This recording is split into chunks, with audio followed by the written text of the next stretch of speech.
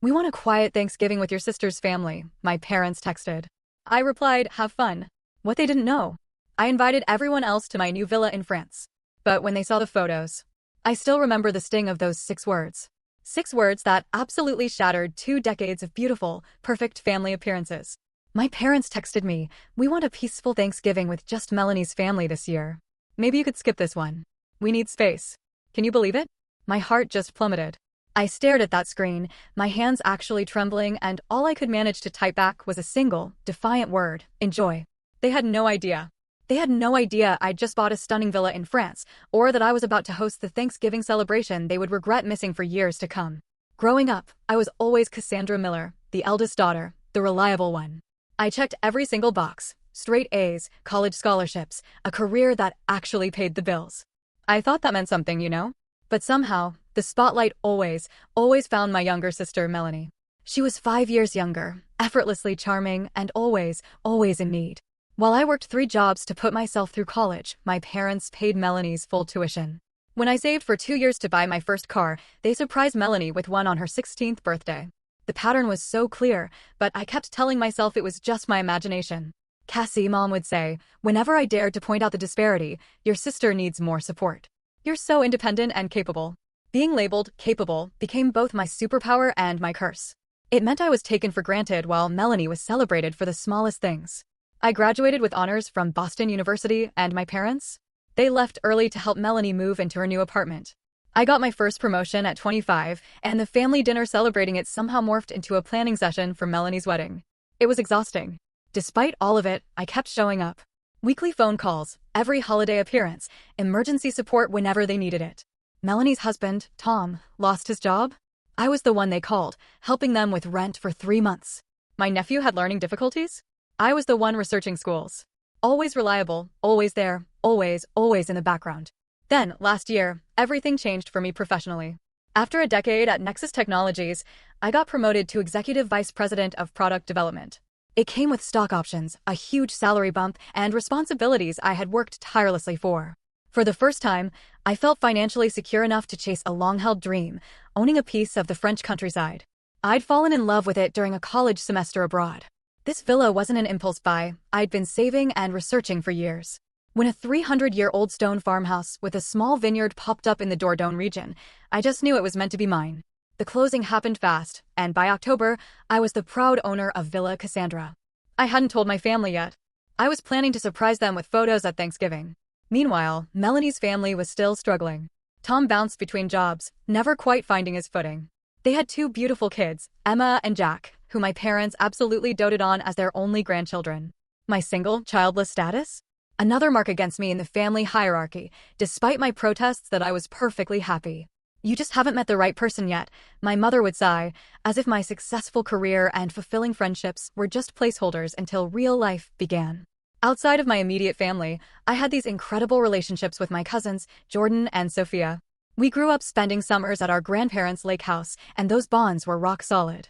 Jordan was a pediatrician in Chicago, Sophia an architect in Seattle. We talked constantly, sharing our triumphs and challenges in a way I could never, ever do with my parents or sister. And then there was my mother's sister, Aunt Eleanor. A psychology professor, she saw through all the family dynamics with crystal clarity. She was my advocate, my confidant. "Your parents love you, Cassandra," she told me once, "but they don't see you. They see what they expect to see, the daughter who doesn't need them. It's not fair, but understanding it might help you find peace." Thanksgiving had always been the gathering. My mother would cook for weeks, my father handled the logistics. Extended family came from all over. For one weekend, the Miller home was the center of our universe. Last year's Thanksgiving had been particularly rough. I'd brought my then-boyfriend, Michael, hoping my parents would finally see me as a complete person with a personal life. Instead, they seated us at the kids' table because we ran out of room, while Tom's parents got prime spots at the main table. When I announced my promotion during dinner, my mother just nodded politely before pivoting the conversation to Melanie's volunteer work. Michael and I broke up a month later, and our family dynamics were definitely a factor. Despite all that, I was still looking forward to Thanksgiving this year. With my new villa, my career success, I finally had something tangible to show my worth. Maybe this would be the year they finally saw me. Until that text message changed everything. It hit me on a Tuesday morning, right as I was gearing up for a board meeting. My phone chimed with Mom's custom tone, and I actually smiled, expecting our usual check-in about plans. Instead, I read, "Hi, sweetie. Dad and I have been talking, and we want a peaceful Thanksgiving with just Melanie's family this year. Maybe you could skip this one. We need space. You understand, right? Love you." I stared at the screen, reading it 3 times, trying to make sense of it. My hands trembled. The board meeting was instantly forgotten. A tidal wave of emotions crashed over me: shock, hurt, anger, and then this strange, sharp clarity. This wasn't new behavior, just the most blatant example yet. I scrolled back through our texts, seeing the pattern with fresh eyes. Last Christmas, we're doing gifts for just the kids this year. Don't worry about bringing anything. My birthday in March. We might be a little late to dinner. Melanie has a parent-teacher conference. Every casual conversation always circled back to Melanie's life and needs. Flashbacks hit me.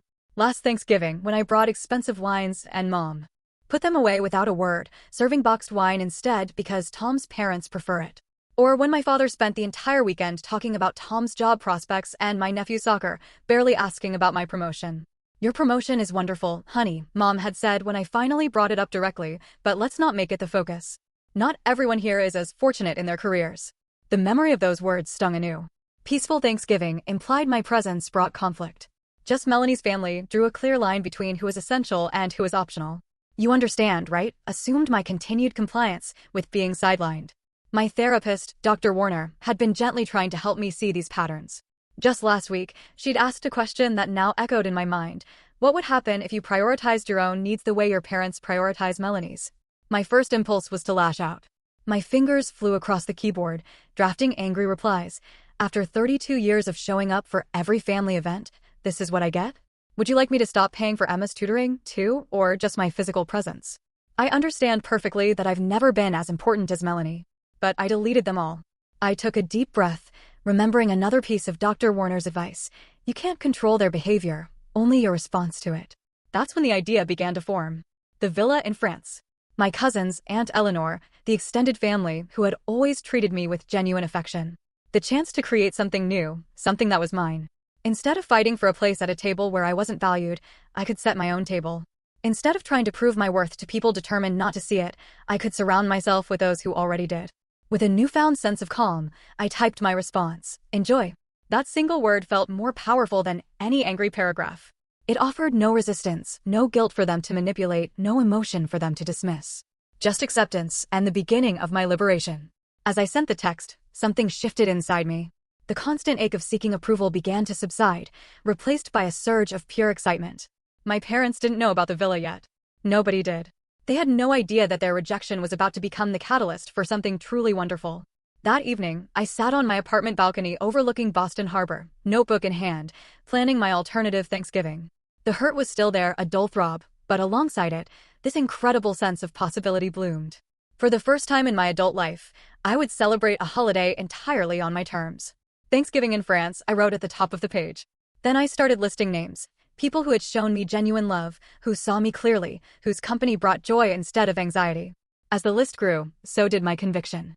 This wasn't just an alternative plan, it was a new tradition, born from the ashes of exclusion. By midnight, my heart felt lighter than it had in years. That message, which started as a painful rejection, had transformed into an unexpected gift, the permission to finally put myself first. With only 2 weeks until Thanksgiving, I had to move fast. The next morning, I started making calls, beginning with Aunt Eleanor. "They did what?" she exclaimed when I told her about my parents' text. "Oh, Cassandra, I'm so sorry. That's beyond thoughtless." "Actually," I replied, surprising myself with the truth in my voice, "I'm not sorry anymore. Because I've decided to do something different this year, and I'm hoping you'll be part of it." I told her about the villa, describing the stone walls, the rolling vineyards, the charming village. "I'm hosting my own Thanksgiving there, and I'd love for you to come." The line went quiet for a moment before Aunt Eleanor answered, her voice thick with emotion. "My darling girl, I would be honored. And may I say how proud I am of you right now?" That first positive response fueled me. I called Jordan and Sophia next. Both immediately accepted. "Are you kidding? Thanksgiving in France instead of Aunt Linda's dry turkey? I'm booking flights right now." Sophia laughed. "What about your parents?" Jordan asked carefully. "Do they know about this?" "They've opted for a peaceful holiday with just Melanie's family," I explained. "This is my response." "Cassie," Jordan said after a pause, "this has been a long time coming. Count us in." My Uncle David and Aunt Patricia, my father's brother, were equally enthusiastic. Their college-age daughters, Madison and Leah, squealed with delight. Even my mother's brother Michael and his husband, James, who usually spent holidays with James's family, rearranged their plans to join us. As the RSVPs poured in, I felt this incredible sense of validation. These people valued me enough to change their holiday plans on short notice, to book international flights, to embrace something new. Their enthusiasm was healing something deep inside me that I hadn't realized was so badly wounded. The logistics were complicated, but energizing. I worked with a local property manager in France, arranged for a rental van, and researched traditional French markets for our feast. I planned a menu that would honor American traditions while incorporating local French specialties. The most surprising contact came 3 days after I started making arrangements, a text from Tom, Melanie's husband. "Can we talk? It's important." Cautiously, I called him during my lunch break. "Cassie, I heard you're not coming for Thanksgiving," he began. "That's right," I replied neutrally. "Look, things are weird right now," he continued. "Melanie doesn't know I'm calling you. Your parents told us they suggested you might want to skip this year, but something about it doesn't feel right." I appreciated his careful phrasing. Tom had always been perceptive about the family dynamics, often shooting me sympathetic glances during particularly egregious instances of favoritism. "I'm doing something different this year," I said. "I bought a villa in France and I'm hosting Thanksgiving there." The line went silent before Tom burst out laughing. "You're kidding. That's amazing, Cassie." "Wait, does anyone else know about this?" "Most of the extended family will be there," I confirmed. "Aunt Eleanor, the cousins, Uncle David's family." Another silence, longer this time. "Mel and I had a fight with your parents last week," he finally said, "about money again. They promised to help with Emma's private school tuition, then pulled back, saying they need to set boundaries." Suddenly, they're all about boundaries. I wasn't sure how to respond, but Tom continued. "I know it's complicated between you and Melanie, but would there be room for us? The kids would love to see France, and honestly, I can't face another Thanksgiving with your parents right now." My immediate reaction was resistance. Melanie had always been the center of attention. Would inviting her just recreate the same dynamics in my new space? But as I considered Tom's request, I realized excluding them would be making decisions based on hurt, not healing. "Let me think about it," I said honestly. "There's room physically, but I need to make sure this feels right emotionally." That night, I called Dr. Warner for an emergency session. "Am I crazy to consider including Melanie and her family? Wouldn't that just bring all the old patterns to France? What are you afraid would happen?" she asked. "That she'll become the center of attention again, that I'll be sidelined in my own house." Who would put her at the center? The question stopped me cold. In France, there would be no parents playing favorites. The dynamics would be different because the key players would be different. And maybe, just maybe, away from our parents' influence, Melanie and I could find a new way to relate. The next day, I called Tom back. "You're all welcome to come. But Tom, this needs to be different. I need Melanie to know this is my space, my celebration." "I understand," he said quietly. "And Cassie, thank you. I think this could be good for everyone." As Thanksgiving approached, the excitement built with each confirmed flight, each menu decision, each preparation completed at the villa. What had begun as a reaction to rejection was transforming into something joyful and intentional. I was creating a new tradition, one founded on mutual respect and genuine connection. The day before my departure, I received another text from my mother, asking about my absence. It was the final confirmation that I had made the right decision. "They'll let you know their plans," I replied simply, then turned my phone off and finished packing for France. The flight from Boston to Paris gave me 10 hours of uninterrupted time to process everything. Somewhere over the Atlantic, I realized I wasn't running away from my family problems. I was running towards something new, something authentic, something mine. Landing at Charles de Gaulle Airport early Wednesday morning, a profound sense of peace washed over me. The familiar language, the smells, the energy, it all welcomed me back to the country I'd fallen in love with years ago. I collected my rental car and began the 4-hour drive to the Dordogne region, windows down, breathing in the crisp November air. The villa exceeded even my expectations. Situated on 3 acres with its own small vineyard, the 300-year-old stone farmhouse had been lovingly restored. Thick walls, exposed wooden beams, a massive stone fireplace, it had all the authentic charm I dreamed of, while updated amenities ensured everyone would be comfortable. I spent that first day exploring every corner. The main house had 5 unique bedrooms, including a master suite with French doors opening onto a private terrace overlooking the vineyard. The kitchen became my immediate favorite space, rustic yet functional, with copper pots hanging from ceiling beams and a large farmhouse table that could seat 14. It felt like the heart of the home, where I imagined endless conversations and laughter. My nearest neighbors, the Morans, stopped by that afternoon with a basket of local cheeses and a bottle of walnut liqueur.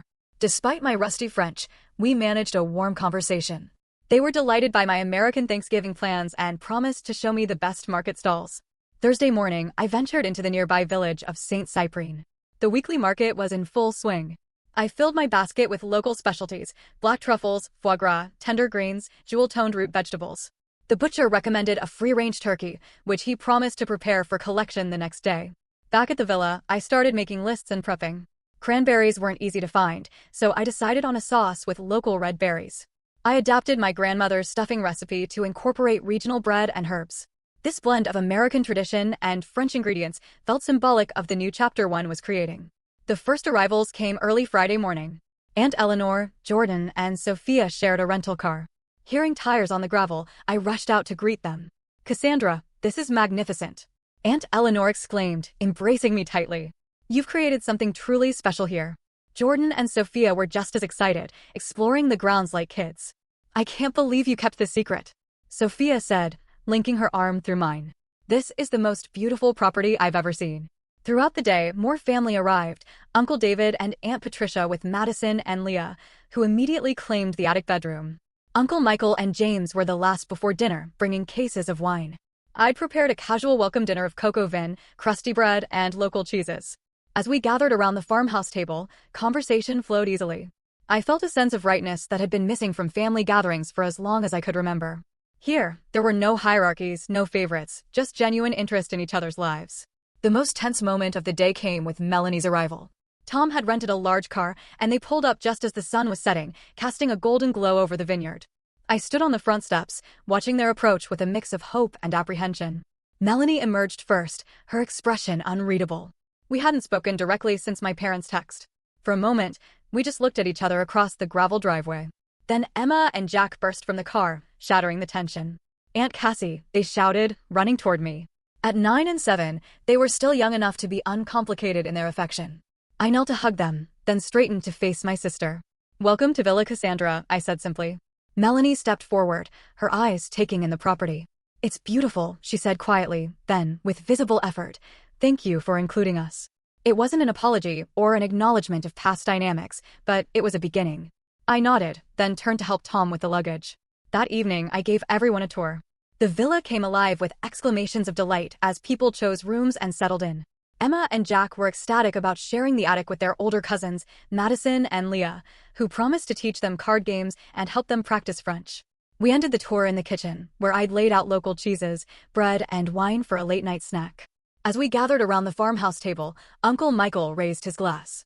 "To Cassandra," he said, "for bringing us together in this beautiful place. I think this might be the start of a new family tradition." As glasses clinked and smiles were exchanged, I caught Melanie watching me. When our eyes met, she didn't look away. Instead, she raised her glass slightly in acknowledgement. It was a small gesture, but in that moment, it felt incredibly significant. Later, preparing for bed in my new room, I realized I hadn't checked my phone all day. When I finally did, there were 3 messages from my mother, all asking about Melanie's travel plans. Not one mentioned me or wondered where I was. The old, familiar hurt flickered briefly, but this time, it was quickly replaced by something else: gratitude for the genuine connections I was experiencing with the rest of my family. Setting my phone aside, I stepped onto my terrace and looked out over the moonlit vineyard. Tomorrow would be Thanksgiving, and for the first time, I was truly looking forward to it. Thanksgiving morning dawned clear and crisp. I woke early, before sunrise, and slipped downstairs to start the coffee. Standing in the kitchen doorway, watching the first light touch the vineyard, I felt a profound sense of peace. This place was mine. This day was mine. This celebration would be what I chose to make it. The house gradually came to life around me. Uncle James joined me first, offering to walk to the village bakery for fresh bread and pastries. Aunt Eleanor appeared next, immediately taking charge of breakfast with quiet efficiency. One by one, family members filtered downstairs in pajamas and robes, creating a comfortable, intimate atmosphere I had never experienced at my parents' formal holiday gatherings. After a leisurely breakfast, we divided into teams. Jordan, Sophia, and I handled the main cooking. Uncle David and Tom took the children to explore the village and pick up last-minute supplies. Patricia and Melanie worked on setting the long harvest table in the dining room, while Uncle Michael and James arranged a drink station and built a fire in the great stone fireplace. The kitchen became command central, filled with delicious aromas and lively conversation. I showed Jordan and Sophia where I'd stored everything, and we started prepping. The turkey, collected from the butcher the day before, was seasoned with herbs. Jordan tackled the mashed potatoes and gravy. I can't remember the last time I enjoyed Thanksgiving prep this much, Sophia commented as she chopped vegetables. Usually, it's all stress and walking on eggshells around Aunt Linda's kitchen rules. Remember when she redid your green bean casserole because you used the wrong kind of onions? Jordan laughed. Or when she made that passive-aggressive comment about your store-bought pie crust? I added, joining their laughter. Aunt Eleanor poked her head in occasionally, offering advice or an extra pair of hands. You're doing beautifully, she assured me. This is exactly what Thanksgiving should be. Collaboration, not competition. Throughout the morning, my phone remained silent. No texts from my parents asking where I was or why I hadn't responded. It seemed they had accepted my absence without question, which, once again, confirmed I had made the right choice. Around noon, Tom returned with the children, their cheeks flushed from the cold, arms laden with fresh flowers from the village florist and bottles of local cider. Emma and Jack excitedly showed me the French words they'd learned. Merci. Bonjour. S'il vous plaît. Jack recited proudly. And I can count to 10 too. As I praised their new language skills, I noticed Melanie watching from the doorway, her expression softening. It occurred to me that this might be the first time she was seeing me interact with her children without our parents present, without the subtle comparisons and competition they fostered between us. The afternoon progressed in a whirl of activity. The dining table was transformed with linen runners, candles, and flower arrangements. The children created handmade place cards, decorating them with turkeys and French flags. Madison and Leah taught Emma and Jack how to fold napkins into elaborate shapes, resulting in a table setting that was both elegant and playfully personal. Around 3 o'clock, as the turkey roasted and side dishes were being finalized, multiple phones around the villa chimed almost simultaneously. I was crimping the edge of a pie crust when Aunt Patricia called from the living room. Cassandra, you might want to see this. I wiped my hands and joined the others gathered around Uncle David's phone. He handed it to me wordlessly. It was a text from my mother. David, are you and Patricia doing something for Thanksgiving? Melanie isn't answering our calls and we're getting worried. We're supposed to be having dinner in an hour. Similar messages had gone to Jordan, Sophia, and Aunt Eleanor. Everyone had received some version of the same frantic question as my parents slowly realized that not only was Melanie missing, but apparently the entire extended family had other plans. They still don't know, Sophia said, looking at me. Should we tell them? I considered it carefully. Part of me wanted them to discover it through social media later, to feel the full impact of what they had missed. But that felt petty, motivated by hurt rather than healing. Let's wait until after dinner, I decided. Today is about us, about this new tradition we're creating. Let's keep it positive. Everyone nodded in agreement, and we returned to our preparations. Melanie remained quiet during this exchange. But as we walked back to the kitchen together, she finally spoke directly to me. I should have told them we were coming here, she admitted. I just couldn't figure out how to explain it without making them feel bad or making myself feel worse. You don't owe them an explanation, I replied. Neither of us do. Melanie looked at me for a long moment. When did you get so strong, Cassie? The question caught me off guard. I don't know if it's strength exactly, I said. Maybe just self-preservation. Well, whatever it is, I admire it. She hesitated, then added, and I'm sorry for a lot of things. Before I could respond, Jack burst into the kitchen, announcing that the table was ready for inspection. The moment passed, but something had shifted between us. A beginning of understanding, perhaps. As evening approached, the final preparations came together. The turkey emerged from the oven, golden and fragrant. Side dishes were transferred to serving bowls. Wines were uncorked. Everyone disappeared briefly to change for dinner, returning in festive attire that struck the perfect balance between celebration and comfort. Just before we gathered at the table, I stepped outside for a moment alone. The sun was setting over the vineyard, painting the sky in shades of pink and gold. I took a deep breath of the cool air, filling my lungs and my heart with gratitude. This was not the Thanksgiving I had planned at the beginning of the month, but standing there, I couldn't imagine wanting anything different. The dining room of Villa Cassandra had never looked more beautiful. Candles flickered on the long table, casting a warm glow over the faces of my family. The French doors stood open to the terrace, framing the last colors of sunset. Crystal glasses sparkled, silver serving dishes gleamed, and the room was filled with the mingled aromas of roasted turkey, freshly baked bread, and sweet pies.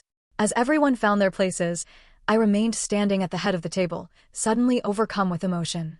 These people had crossed an ocean to be with me, choosing my celebration over the familiar tradition. Looking at their expectant faces, I felt a surge of love and belonging that nearly brought me to tears. Raising my wine glass, I took a moment to compose myself. Thank you all for being here, I began. A few weeks ago, I never could have imagined this moment, but now I can't imagine being anywhere else. You've helped me create something truly special, and I'm grateful for each of you. Aunt Eleanor stood next, her glass raised. To Cassandra, who has not only opened her beautiful home to us, but has reminded us what family should truly be about: unconditional love and genuine support. I've watched you grow into an exceptional woman, my dear, and I couldn't be prouder of the strength and grace you've shown.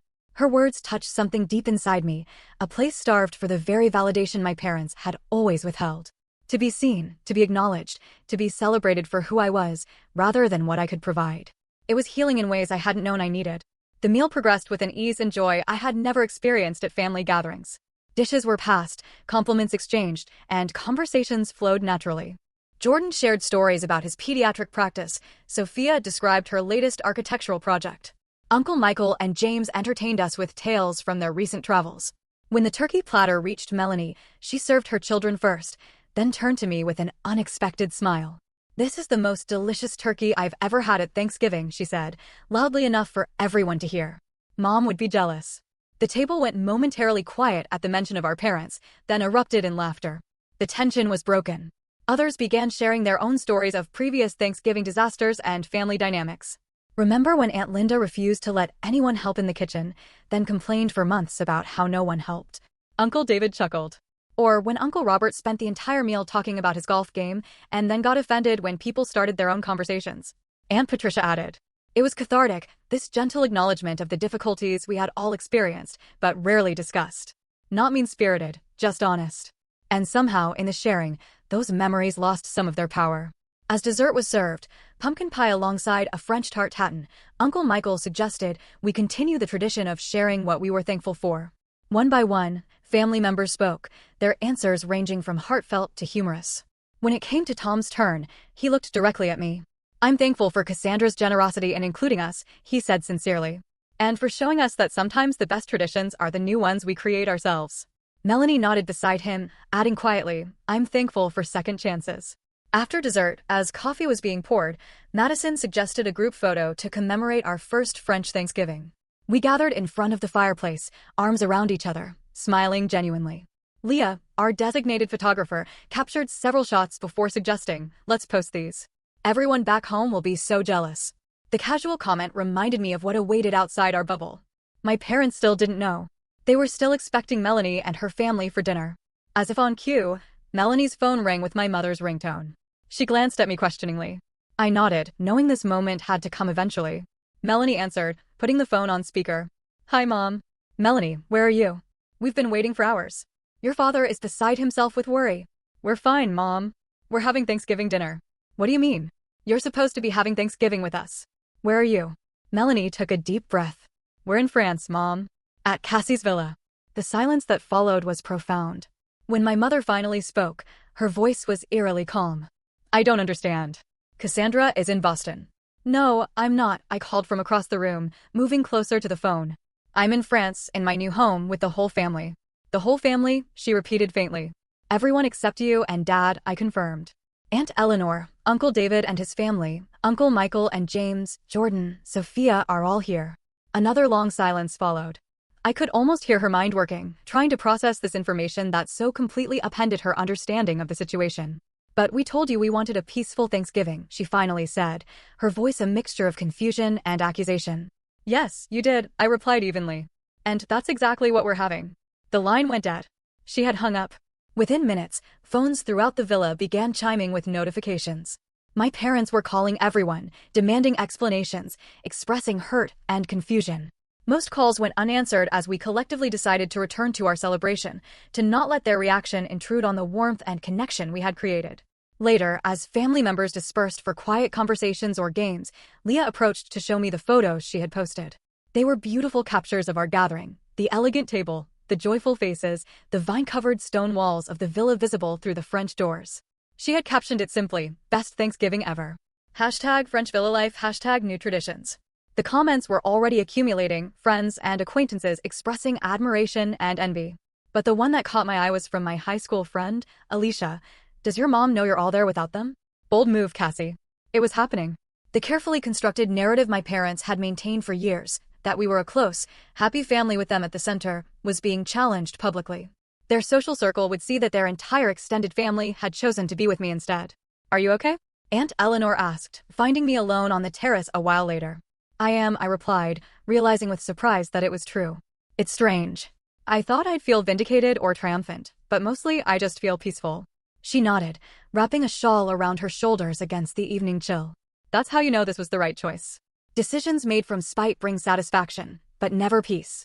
As the evening progressed, the atmosphere remained warm and festive despite the brief interruption. Jordan and Sophia organized an impromptu dance party, teaching the children moves to songs from our own childhood. Uncle Michael and James engaged Tom in a spirited debate about wine regions. Aunt Patricia and Uncle David cuddled on the sofa, looking more relaxed than I had seen them in years. Around 11 o'clock, as the party was winding down, my phone rang. It was my father. With a deep breath, I stepped outside to take the call. "Where is everyone?" he demanded without preamble. "Your mother is in tears." "I told you, Dad. We're in France at my villa." "You're what? Since when do you have a villa?" "Since last month." It would have been nice if either of you had been interested enough in my life to know that. The silence that followed told me the barb had hit home. "Why would you do this, Cassandra?" he finally asked, his tone softening from anger to genuine confusion. "Why take everyone away for Thanksgiving?" "You told me to skip it," I reminded him. "You said you wanted space. I gave you exactly what you asked for. We didn't mean for you to take the entire family to another continent." "What did you expect me to do, Dad? Sit alone in my apartment eating microwave turkey while you had your peaceful dinner with the family members you actually wanted there?" His sigh was heavy with the first hints of recognition. "It wasn't like that." "It was exactly like that," I replied, my voice steady. "And it's been like that for as long as I can remember." Before he could respond, I added, "I need to get back to my guests now. We can talk tomorrow if you want." As I ended the call and rejoined the gathering inside, I realized something important had shifted. For the first time, I had spoken my truth without anger or accusation, just simple, calm honesty. And for the first time, my father might have actually heard me. The morning after Thanksgiving dawned with a gentle mist hanging over the vineyard. I woke early, my mind already busy processing the events of the previous day. Making my way downstairs, I found Aunt Eleanor already in the kitchen preparing coffee. "Couldn't sleep?" she asked, sliding a mug toward me. "Too much thinking," I admitted. "Mom and Dad have been calling all night." I finally turned my phone off. She nodded sympathetically. "You'll have to talk to them eventually." "I know, just not sure what to say." We sat in companionable silence, watching the mist lift as the sun strengthened. One by one, other family members appeared, drawn by the smell of coffee and the freshly baked croissants James had walked to the village to purchase. The conversation was subdued but content, everyone still basking in the glow of the previous evening's success. Around mid-morning, as I was helping Emma and Jack build a fort in the living room, Melanie approached with my phone in hand. "It's been ringing nonstop," she said. "Maybe we should just get this over with." Taking a deep breath, I nodded and accepted the phone. "I'll take it in the study." My mother answered on the first ring. "Cassandra, finally. We've been trying to reach you all night." "I know, Mom. I needed some space." The irony of echoing her words back to her wasn't lost on me. "We need to talk about what happened yesterday," she continued, her voice tight with controlled emotion. "Your father and I were completely blindsided. Do you have any idea how hurtful it was to discover that the entire family was together without us?" The old guilt reflex kicked in immediately. A lifetime of conditioning to prioritize their feelings over my own. But Dr. Warner's voice echoed in my mind. "Your feelings are just as valid as theirs. Do you have any idea how hurtful it was to be told not to come to Thanksgiving?" I countered quietly. "To be excluded from my own family gathering? That's not what we meant." "What did you mean then?" "Skip this one. We need space." Those were your exact words. "You just wanted a quiet holiday with Melanie's family. You know how stressful the big gatherings can be. They're only stressful because you make them that way, Mom. And they're only big because you invite all of Dad's work colleagues, but somehow couldn't find room for me at the main table last year." Her sharp intake of breath told me she remembered that slight, though she had dismissed my feelings about it at the time. "That's not fair," she protested weakly. "None of this has been fair," I replied. "For years, I've watched you prioritize Melanie, make excuses for her, celebrate her smallest achievements while barely acknowledging mine. I've accepted the leftovers of your attention and convinced myself it was enough. Because that's what good daughters do, right? They don't complain. They don't make waves. They just keep showing up and hoping that someday they'll be seen." The words poured out, years of unspoken hurt, finally finding voice. Not in anger, but in simple, calm truth. When I finished, the line was so quiet I thought she might have hung up. "Mom, I'm here," she said, her voice small. I don't know what to say." "You don't have to say anything right now. Just listen." Before she could respond, there was a commotion on her end of the line, and my father's voice came through. "Cassandra, it's Dad. Put Melanie on, please. We need to speak with her." Of course, even now, they were looking past me to Melanie. She's not available right now, I said, a renewed determination straightening my spine. But I am. I'm right here trying to have an honest conversation with you both about some very painful dynamics in our family. This isn't the time. When is the time, Dad? Because for 32 years, it's never been the right time to discuss how you and Mom have made me feel invisible. That's ridiculous. We've always supported you. Have you? When was the last time you asked about my work, my friends, my dreams? When was the last time you celebrated my achievements without immediately changing the subject to Melanie's life? Don't answer right now, I continued, my voice softening. I just need you to think about it. Really think about it. The study door opened and Melanie slipped in, questioning me with her eyes. I nodded, putting the phone on speaker. Mom, Dad, it's Melanie. I'm here with Cassie. Melanie, thank goodness. Are you all right? When are you coming home? My mother's voice immediately brightened. Melanie looked at me steadily as she replied. We're staying through the weekend as planned. And Mom, you need to listen to what Cassie is saying. She's right. What do you mean she's right? My father's defensive tone returned. About how you treat her compared to me, Melanie clarified. I've seen it too for years. I just never said anything because. She hesitated, because it benefited me, I guess. And that wasn't fair. The silence that followed her admission was profound. I reached across the desk to squeeze her hand, overwhelmed by her unexpected support. I don't understand what's happening, my mother said. I know you do, I acknowledged. But love without respect or recognition isn't enough. And that's what I've been missing. Your respect for my choices. Your recognition of my worth outside of what I can do for the family. What do you want from us? My father asked, his usual confidence noticeably absent. I want you to really see me, I answered simply. Not as an extension of yourselves. Not as Melanie's sister. Not as the reliable one who'll always be there no matter how you treat her. Just me, Cassandra, with my own life and needs and feelings. Another long pause followed before my mother spoke again, her voice small but steady. We can try. I'm not sure we know how, but we can try. It wasn't a complete acknowledgement of everything I'd said, but it was a beginning, more than I had honestly expected. That's all I'm asking, I said. And if you're willing to try, you're welcome to join us next year here at the villa. Next year? My father questioned. Yes, I said. This is going to be our new tradition. Thanksgiving at Villa Cassandra. After we ended the call, Melanie and I sat in silence for a moment, processing what had just happened. Finally, she spoke. I'm sorry, Cassie, for not speaking up before, for accepting their favoritism all these years. It's not your fault, I told her honestly. They set the dynamic. We just played the roles we were given. Still, I want things to be different between us going forward. I'd like that, too. The remainder of the weekend passed in a blur of sightseeing, shared meals, and genuine connection. We explored the local village, visited nearby castles, and spent evenings around the fire playing games and sharing stories. With each passing day, I felt myself relaxing more fully into this new reality, one where I was valued, where my home was the gathering place, where family meant mutual support rather than obligation.